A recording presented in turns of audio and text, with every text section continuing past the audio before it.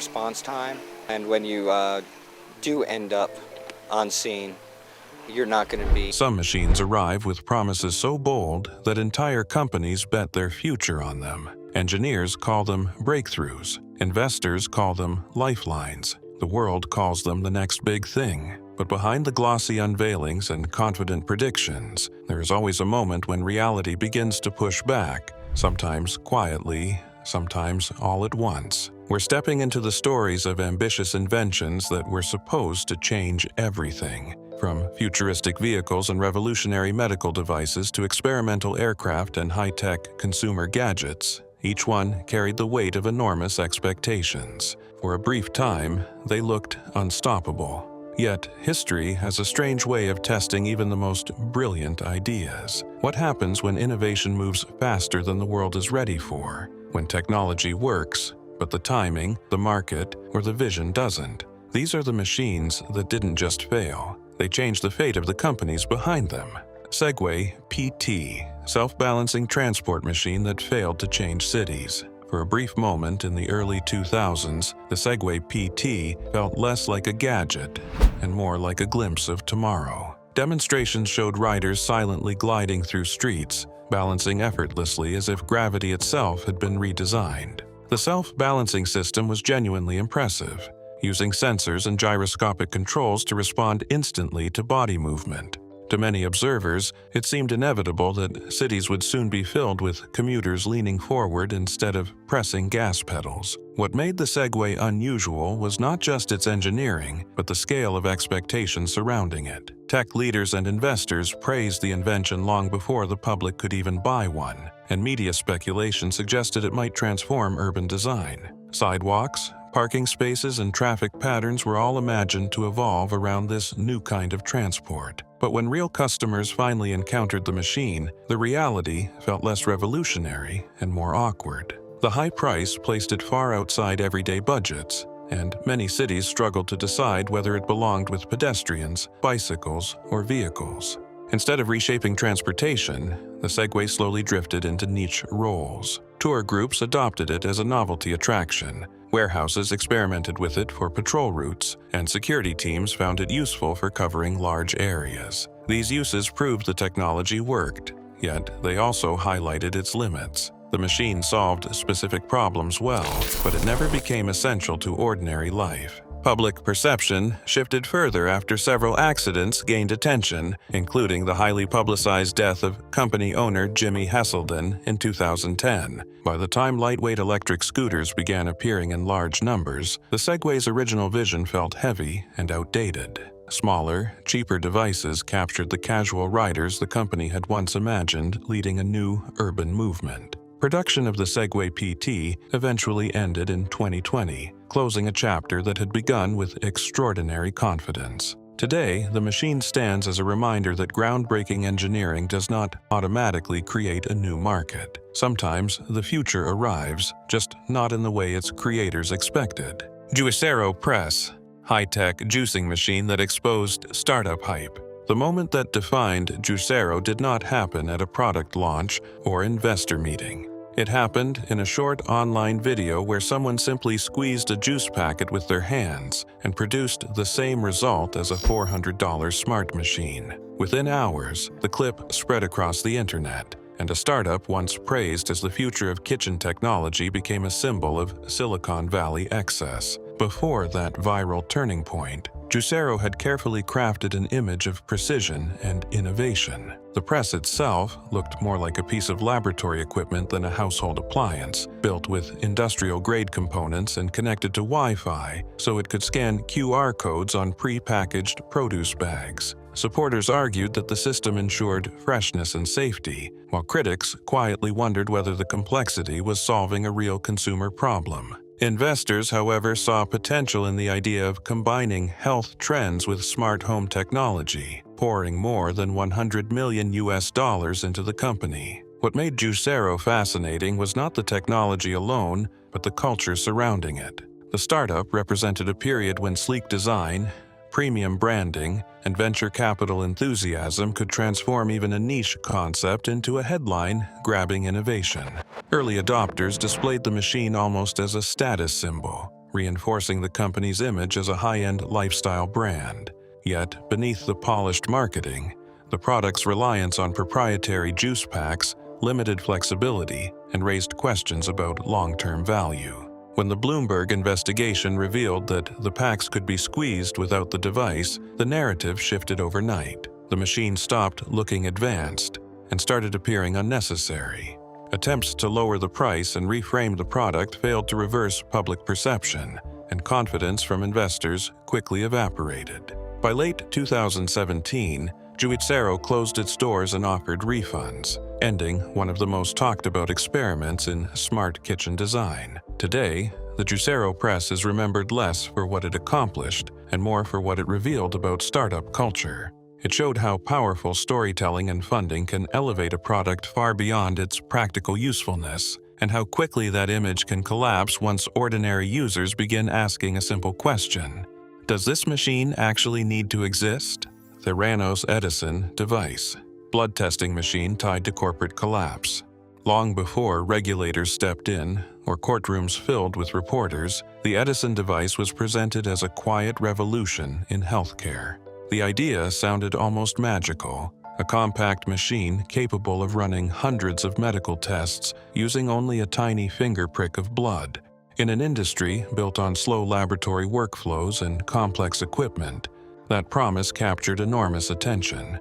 Investors, politicians, and major pharmacy chains embraced the vision, helping Theranos reach a valuation that rivaled established medical companies despite producing little public scientific evidence. Inside Walgreens wellness centers, the Edison machines became the centerpiece of a new kind of testing experience. Patients were told that fast, affordable diagnostics could soon replace traditional lab visits. For a time, the company's confidence seemed unshakable. Founder Elizabeth Holmes spoke about democratizing healthcare, while executives described the technology as a breakthrough that would reduce costs and expand access worldwide. The story was compelling enough that many observers overlooked an unusual detail. Independent validation of the device's performance remained limited. Gradually, cracks began to appear not through dramatic accidents but through quiet skepticism from laboratory professionals. Former employees and engineers questioned whether the machine could deliver consistent results across a wide range of tests. When investigative reporting exposed internal concerns, the narrative shifted from innovation to scrutiny. Regulators examined lab practices, partnerships began to collapse, and the company faced mounting legal challenges. Instead of redefining diagnostics, the Edison device became a focal point for debates about transparency in the startup world. As legal pressure intensified, Theranos struggled to maintain credibility. Investors withdrew, lawsuits multiplied, and by 2018 the company dissolved entirely. Years later, criminal convictions connected to misleading claims about the technology reinforced how far the story had moved from its original promise. The Edison device is now remembered less as a medical invention and more as a warning about the risks of blending ambitious marketing with unproven science. Its rise and fall reshaped how investors, regulators, and the public evaluate bold health technology claims, proving that in medicine, trust depends not on vision alone, but on verifiable results. DeLorean, DMC-12.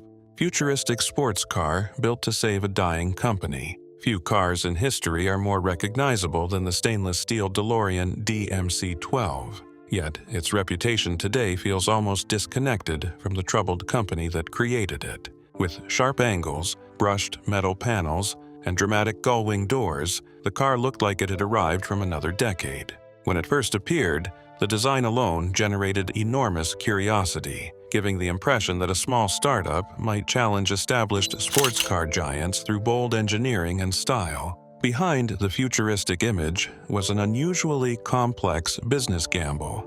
John DeLorean, a former General Motors executive, built his company around the idea that innovation and striking design could quickly establish a new automotive brand.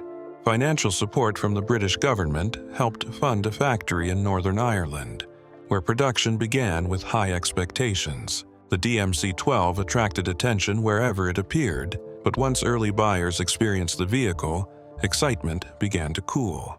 Reviews often praised the look of the car while criticizing its modest performance and inconsistent build quality. For a vehicle marketed as revolutionary, the driving experience felt less dramatic than its appearance suggested.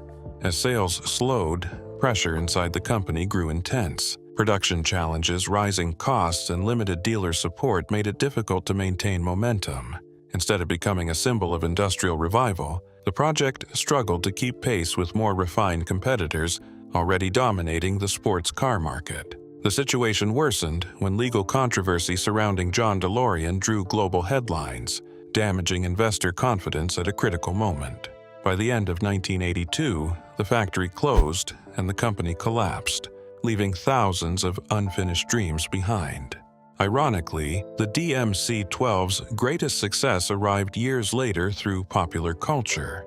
Its role as a time machine in a major film transformed the once struggling car into an enduring icon. Enthusiasts began restoring surviving models, and the vehicle gained a second life as a collectible piece of design history. The story of the DeLorean DMC-12 reveals a rare twist in automotive history, a machine that failed to save its company yet succeeded in shaping cultural imagination long after production ended.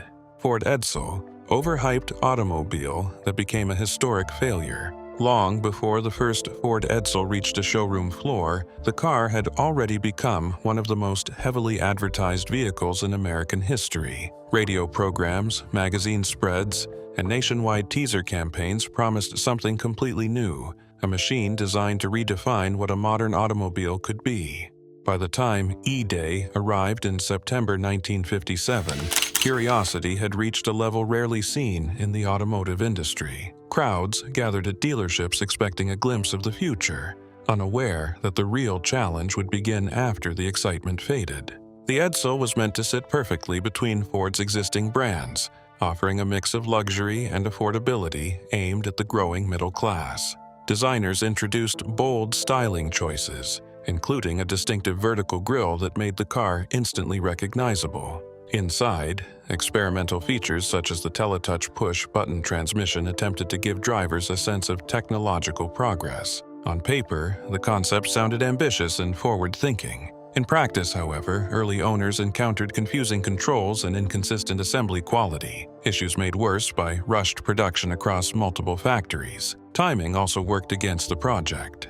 As the United States economy slowed between 1957 to 1958, buyers became cautious about spending on expensive new vehicles. What had been marketed as a symbol of prosperity suddenly felt out of step with changing consumer priorities. Critics began to mock the car's unusual appearance, and sales quickly fell below expectations. Dealerships struggled with unsold inventory, turning what was supposed to be a bold expansion into a logistical burden for Ford's retail network. By late 1959, the company quietly ended the Edsel experiment after absorbing heavy financial losses. Yet, the story did not disappear with the brand. Over time, the name Edsel evolved into shorthand within business culture for a product that arrives surrounded by hype but fails to connect with real customers. The car's legacy is less about flawed engineering and more about the risks of building anticipation faster than a product can deliver, reminding manufacturers that even the largest companies cannot manufacture demand through marketing alone. Boeing 737 MAX aircraft, controversial jet linked to crisis and losses. For decades, the Boeing 737 name represented reliability, a workhorse aircraft trusted by airlines across the world. When Boeing introduced the 737 MAX, the goal was not to reinvent aviation, but to evolve an already successful design. Airlines wanted better fuel efficiency without expensive retraining for pilots, and the updated jet promised exactly that. Larger engines, aerodynamic refinements, and new flight control software were meant to keep Boeing competitive in a market rapidly shifting toward more efficient aircraft. At first, the strategy appeared to work. Orders surged as carriers rushed to modernize fleets, and production moved quickly to meet demand. Yet, hidden within the redesign was a system that would later dominate headlines: the Maneuvering Characteristics Augmentation System, or MCAS. The software was created to adjust how the aircraft handled under certain conditions. subtly pushing the nose downward when sensors detected a potential stall scenario. Most passengers never knew the system existed, but its behavior would become central to one of the most serious aviation controversies in recent history. Tragedy struck when two separate crashes, Lion Air Flight 610 in 2018 and Ethiopian Airlines Flight 302 in 2019, revealed how repeated automated inputs based on faulty sensor data could overwhelm pilots. Investigations uncovered complex layers of design decisions, certification processes, and communication gaps between manufacturers, regulators, and flight crews. The global grounding that followed brought air travel schedules into chaos and forced Boeing into a long period of technical revisions and public scrutiny. Financial consequences quickly escalated. Production slowed, compensation payments to airlines mounted, and internal reforms reshaped how safety reviews were conducted. The crisis extended beyond engineering questions, raising broader debates about corporate culture and the balance between innovation speed and rigorous oversight. After major modifications, new pilot training, and renewed certification, the 737 MAX returned to commercial service. The aircraft survived, but its reputation changed permanently. Its legacy highlights how modern aviation relies not only on engineering performance, but also on transparent software design, strong oversight, and maintaining public trust in safety. IBM PC, Junior Computer, home computer that backfired on IBM's strategy. When IBM entered the home computer market, expectations were unusually high. The company had already transformed business computing with the original IBM PC, so the arrival of a smaller, family-oriented system seemed like a natural next step. The PC-JR was introduced as a friendly and accessible machine, designed to bring IBM's reputation into living rooms filled with games, homework, and personal projects. On paper, it looked like a strategic expansion into one of the fastest-growing technology markets of the early 1980s. What made the PC-JR confusing was the balance between innovation and compromise. Engineers equipped it with advanced graphics and sound capabilities that exceeded many competitors, suggesting that IBM wanted to appeal to creative users and gamers. At the same time, cost-saving decisions changed the experience in ways that surprised longtime IBM customers. The lightweight chiclet keyboard, intended to make the device feel casual and modern, quickly became one of its most criticized features.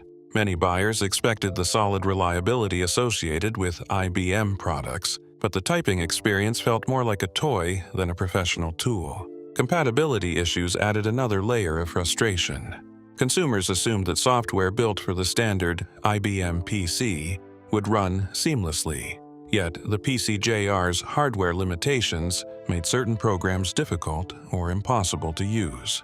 This disconnect between expectation and reality weakened the machine's identity. It was not affordable enough to compete directly with popular home computers, yet it lacked the full power and familiarity of IBM's business systems. As reviews turned increasingly critical between 1983 to 1984, retailers struggled to maintain momentum despite heavy marketing.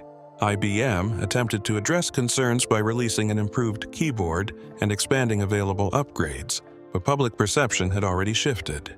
By 1985, the company discontinued the PC-JR, closing a short but influential chapter in early personal computing. Although often remembered as a failure, the PC-JR introduced design ideas that later shaped PC multimedia standards. Its story highlights a unique lesson. Even a technology giant can misjudge what customers expect when a product tries to bridge two worlds without fully belonging to either. Kodak Advantix Camera film camera system released at the wrong time. Opening an Advantix camera felt different from loading a traditional roll of film. Instead of carefully threading film across spools, users could simply drop in a compact cartridge and start shooting immediately. Kodak promoted this simplicity as the next step in everyday photography, a way to remove the small frustrations that had followed film cameras for decades.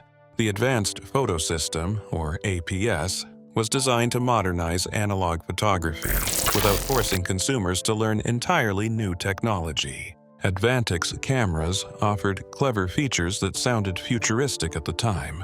Photographers could switch between image formats, capture panoramic shots, and store magnetic data on the film itself to help labs process prints more accurately. For casual users, the system promised convenience without sacrificing the familiar look of printed photographs. Marketing campaigns emphasized ease of use, and early sales suggested that Kodak's strategy might extend the life of film during a rapidly changing technological era. Yet, the challenge facing Advantix was not technical quality, but timing.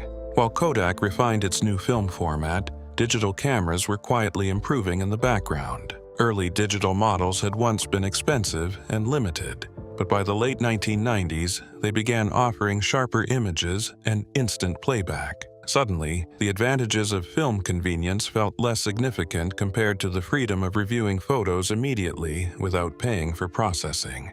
Kodak found itself caught between two worlds. The company invested heavily in APS infrastructure, hoping to strengthen its core film business, even as digital photography accelerated faster than expected. Consumers who might have upgraded to Advantix instead began experimenting with digital devices, gradually shifting the market away from traditional film systems. As sales declined in the early 2000s, manufacturers reduced support for APS cameras and processing equipment, turning what had once looked like a strategic evolution into a short-lived chapter. Today, the Advantix system is remembered not for failing technology, but for representing a moment when an industry leader hesitated at a critical transition point. It shows how even well-designed machines can struggle when innovation moves in a different direction than the market itself. Google Glass headset. Wearable tech machine rejected by the public. When Google first demonstrated its Glass headset, the presentation felt more like a science fiction moment than a typical product launch.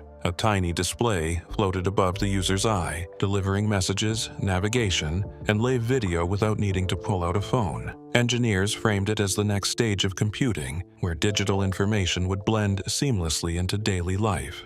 Early demos created excitement because the idea seemed to push technology beyond screens and into the real world. The Glass Explorer program invited developers and early adopters to test this vision, but the public reaction quickly revealed an unexpected obstacle. Instead of focusing only on the technology, people began debating what it meant to be constantly connected through a wearable camera. Restaurants and public venues questioned whether users could secretly record others, and social conversations shifted from innovation to privacy.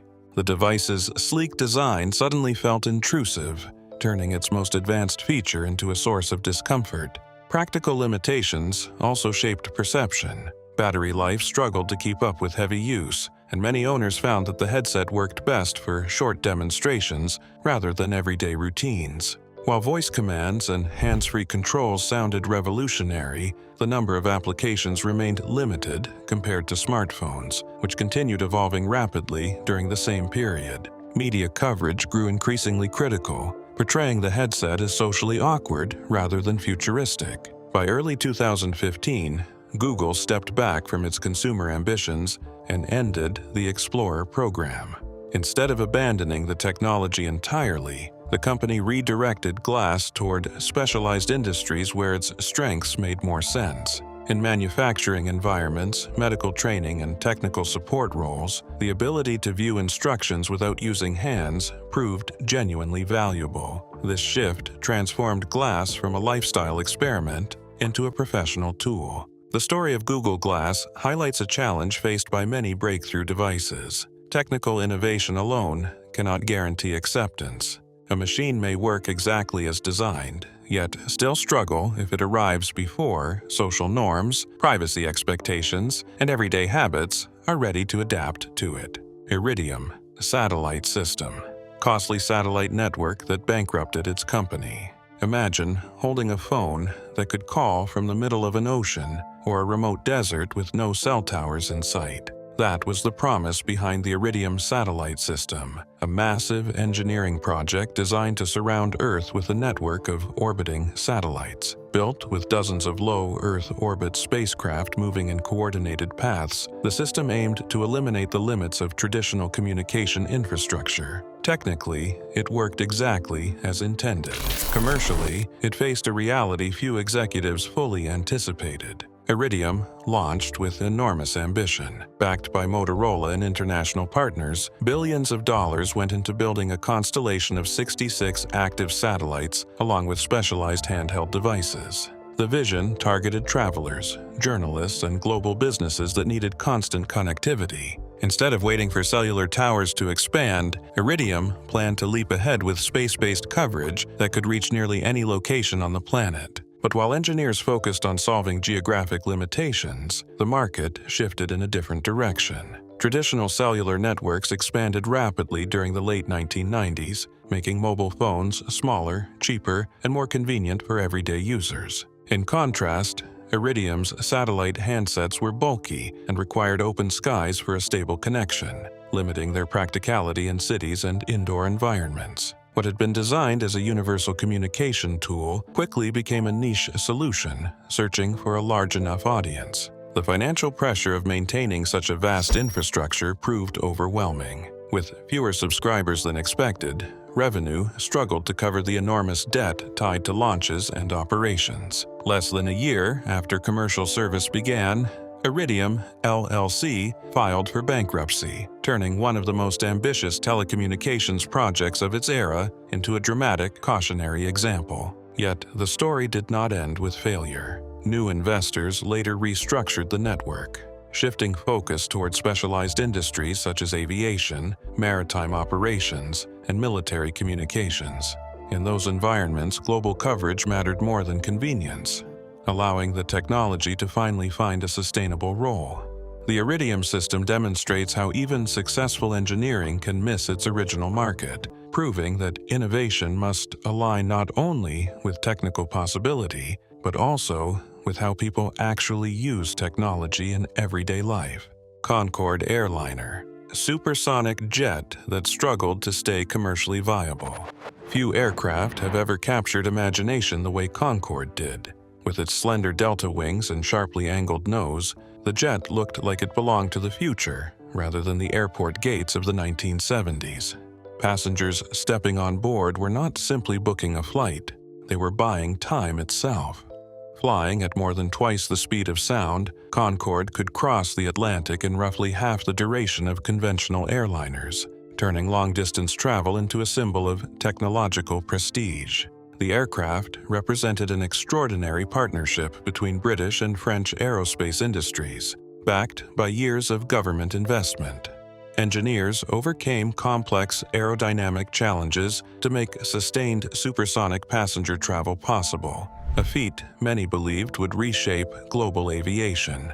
Airlines marketed Concorde as an exclusive experience, catering to business leaders and high-profile travelers willing to pay premium fares for unmatched speed. For a time, the jet became synonymous with luxury and innovation, reinforcing the idea that faster travel defined progress.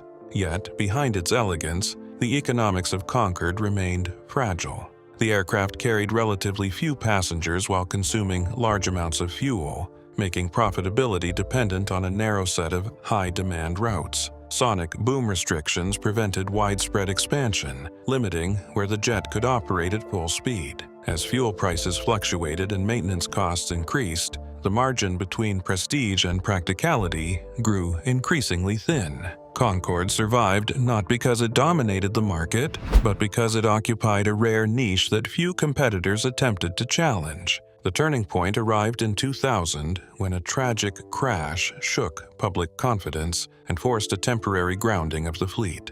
Although engineers introduced safety upgrades and flights eventually resumed, the incident accelerated broader questions about sustainability, cost, and long-term demand. By 2003, both British Airways and Air France retired their Concorde aircraft, ending nearly 3 decades of supersonic passenger service. Today, Concorde stands as a powerful reminder that engineering brilliance does not always guarantee commercial longevity. It proved that humanity could fly faster than sound, yet also revealed how speed alone cannot overcome economic realities, regulatory limits, and the evolving expectations of the aviation industry. Sinclair C5, electric micro-vehicle that damaged Sinclair's reputation. At first glance, the Sinclair C5 looked less like a car and more like a futuristic experiment rolling quietly through city streets. With its low, seated position, plastic body shell, and compact electric motor,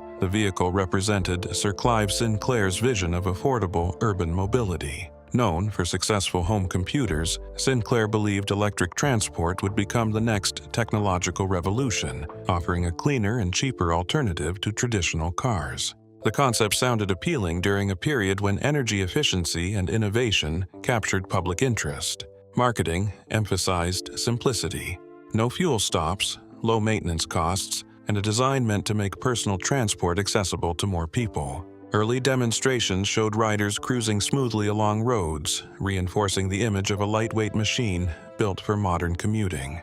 Yet, the real world quickly exposed a gap between vision and practicality. Drivers discovered that sitting extremely low to the ground made them feel vulnerable beside larger vehicles. The limited top speed struggled to keep pace with traffic, and the lack of weather protection turned everyday journeys into uncomfortable experiences during rain or cold conditions. Battery performance also proved inconsistent, reducing the range many buyers expected. Instead of feeling like a glimpse of the future, the C5 began to resemble an experimental gadget not fully prepared for public roads. Media coverage shifted from curiosity to criticism as safety concerns gained attention.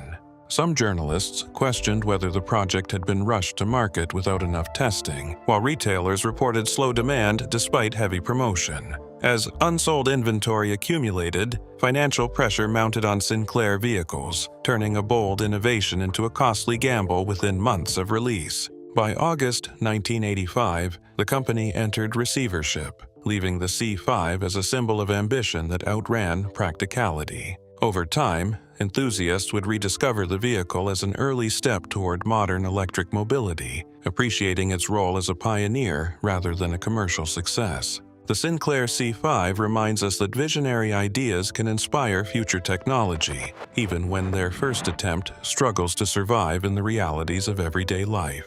DMC DeLorean Factory. Robot line. Automation gamble that drained resources. Inside the DeLorean factory in Northern Ireland, the production floor was designed to look like the future of car manufacturing. Robotic arms welded stainless steel panels, while automated tooling moved along assembly stations, reflecting John DeLorean's belief that technology could help a small startup compete with global automotive giants. The vision was ambitious. Build a sleek sports car using modern robotics to reduce labor costs and create a highly efficient production process from the very beginning.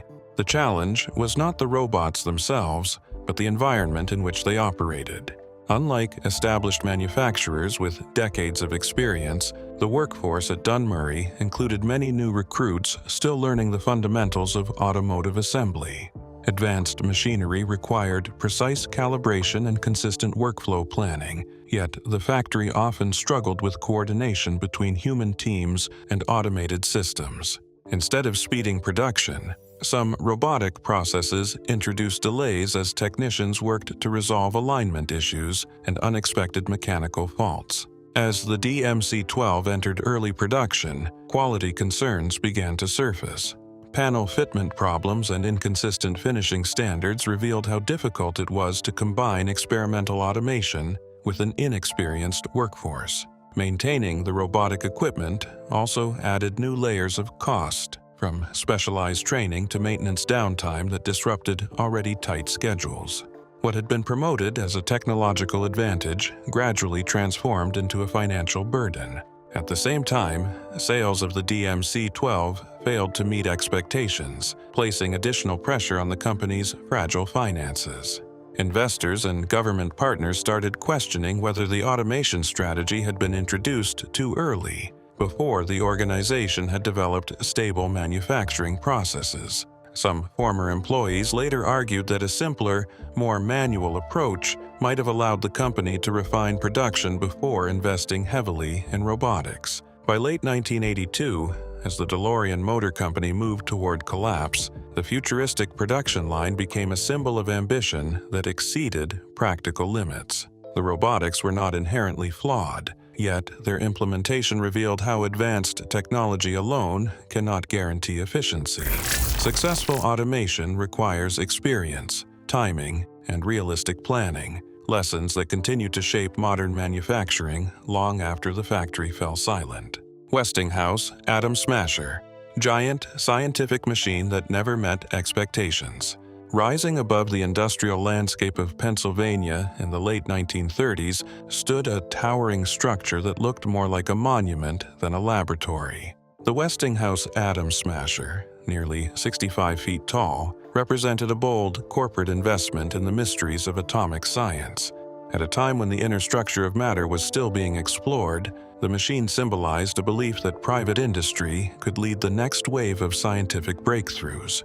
Engineers designed the accelerator to propel charged particles at high speed along a circular path, allowing researchers to study atomic behavior in ways that had previously been impossible. Visitors and journalists often described the machine as a glimpse into the future. Public tours showcased glowing equipment and complex electrical systems, reinforcing the image of a new technological era shaped by industrial research. Scientists used the Atom Smasher to investigate radiation effects and nuclear reactions, contributing valuable data during a period when atomic physics was rapidly evolving.